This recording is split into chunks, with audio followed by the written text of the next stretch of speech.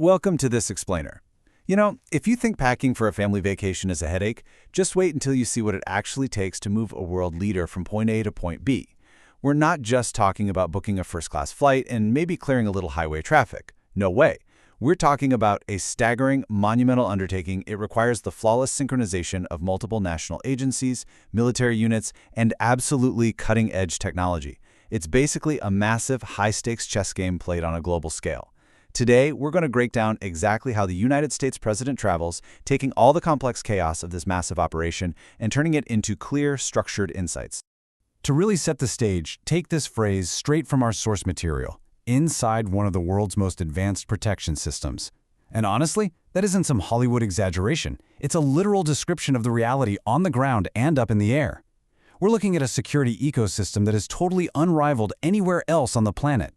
The sheer scale of what we're about to uncover goes so far beyond just a few tough-looking bodyguards in suits. It's this vast, interconnected network of intelligence, military might, and tech prowess, all designed to create an impenetrable bubble around one single individual. So here is our roadmap for today. We'll be tracking this whole process chronologically. First up, months in the making. Second, preparing Air Force One. Third, unleashing the beast. And finally, number 4, the invisible protective shield. Let's dive right in. Kicking things off with Section 1, months in the making, the planning phase. Those flashing police lights you see on TV? Yeah, that is just the tip of the iceberg. The reality is this wild contrast between the mere minutes of actual physical movement you see and the agonizing, meticulous months of planning that happen behind closed doors. Long before wheels are ever up, the Secret Service takes the absolute lead. But they don't do it alone.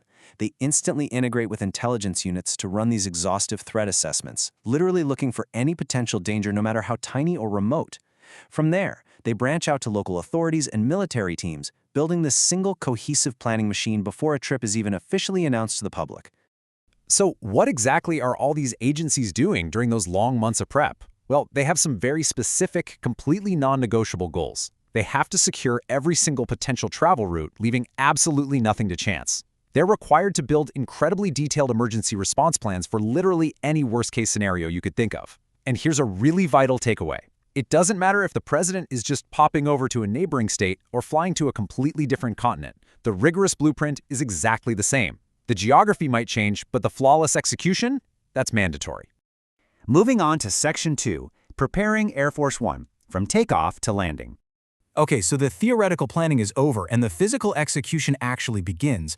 The tension definitely spikes here because now we're dealing with an actively moving target out in the real world. You have to remember, Air Force One isn't just an airplane, it is a flying command center. The aircraft is prepped for a remarkably precise departure. We're talking zero room for delays or logistical hiccups. And the security? It definitely doesn't stop once the wheels leave the tarmac. The entire flight is secured minute by minute. They're maintaining that impenetrable bubble we talked about earlier, just at 30,000 feet, actively monitoring every single moment, utilizing some seriously cutting-edge aviation tech.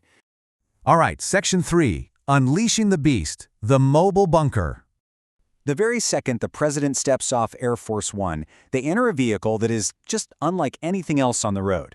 We are definitely not talking about your standard luxury rental car. The Beast is a highly specialized, heavily armored limousine designed exclusively as secure ground transport for the commander-in-chief. Honestly, it's better to think of it less as a car and more as a heavily fortified mobile bunker on wheels.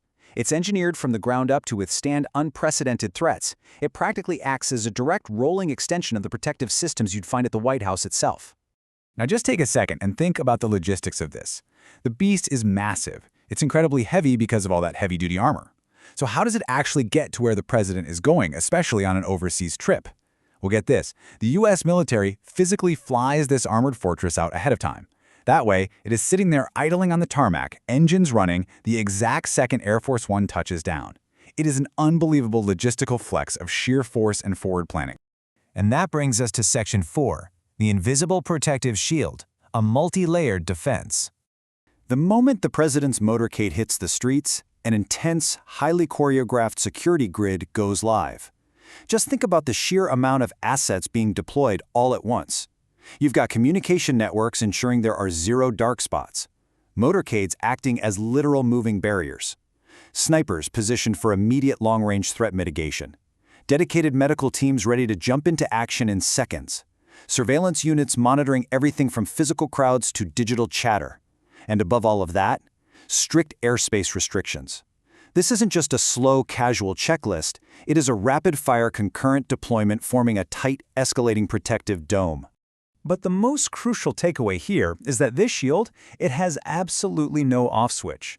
Whether the president is in high-speed active movement, relying on those motorcades and cleared airspace, or sitting completely stationary behind closed doors in a high-level meeting, the protection never ever drops. The surveillance units are still watching, the medical teams are still locked in and waiting. Every single minute of the visit, from dynamic movement to static meetings, is secured with the exact same level of intense precision. There are simply no off hours in this operation. Which really leaves us with this final striking thought. We've just seen the staggering scale of this whole operation. We've seen how months and months of planning by intelligence, military, and local agencies boil down to securing every single minute of a trip, utilizing flying command centers and literal armored bunkers. It's flawlessly executed today.